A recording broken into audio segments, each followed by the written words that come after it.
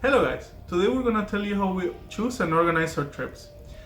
Before that we want to tell you what is our channel about, because at the beginning we start recording for our memories and then we actually kind of like it and we started recording cooking vlogs, then we started like reviews, then vlogs, then cats. It's a little bit about everything, right? But I think our goal is to make vlogs. So how to choose destination? So first you need to decide where actually you want to go. If you want to rest, to spend time on the beach, if you want to go to the city, see something, or if you want to go to the mountains. You need to know which method of traveling you will use. Either plane, car, trains or buses. I like more plane. She's actually scared of planes. She's scared of heights. But it depends because, for example, with cars, you're able to take your own car and you have more freedom. But of course, there is some scenarios that you cannot take your car, like going to an island or to a place that is 20 hours away. So after you know if it's in train, car or plane, then you need to take in account luggage. Of course, there is some places that you cannot decide, you need to go just with plane. In this case, you need to consider if it's a long trip or a short trip, and then you need to decide yourself what are you going to pack. So, the luggage. You need to think about the luggage before choosing the transportation. It depends, of course, sometimes you cannot choose to go in car if you're going abroad. But if, for example, that live in Central Europe want to go to another city nearby, then we can take car and we don't need to take in mind the luggage.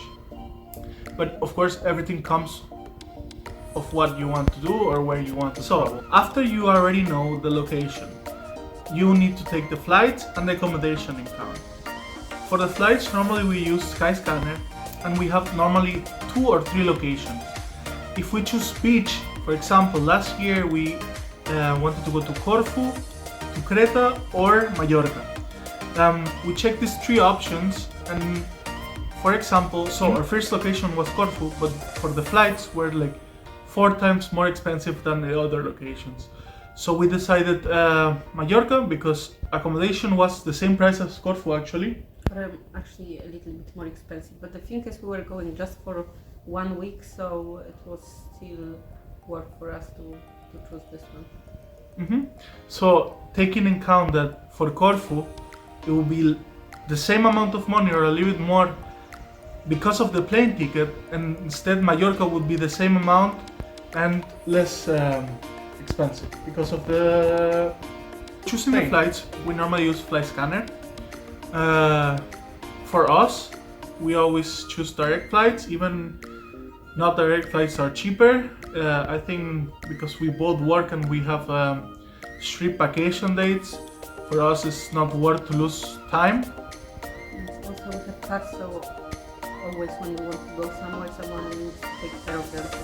So if we want to spend in this place as much time as we have, then it's better. We go directly to the airline and we check the options, because normally if you book by Skyscanner or by another search engine, you will able to book but for a third party, so you are not able to, for example, book the seats together until the last minute, right? So that means another people could just take your place, and then she, as mentioned before, she has height. I'm afraid of heights. Yeah, she's afraid of height, so it's quite inconvenient if you wouldn't be together in the same seat. But yeah, it's it's like this. It's just checking what is the best option for you. Before we book anything, a flight or an accommodation, then we first use My Maps from Google Maps and check what actually we want to see there. And when we have all these points, then we book first accommodation, because we always book it flex. And then when we have already this accommodation, then we check flights one more time. When the prices didn't change, then we book it too. If something could happen in this time, we try to do it really fast. then we can still cancel our booking and choose another location in different city. After you have your map with the things you want to see, then you can choose the location actually. There is a lot of applications, for example, Booking.com, Airbnb, hotels, hostels. We like Booking.com actually because you can choose the radio, and with your map and the Booking.com map, then you can choose something central about what you want to see and then the prices. Then it's just deciding about your budget. We do not like Airbnb first because there's a lot of hidden fees.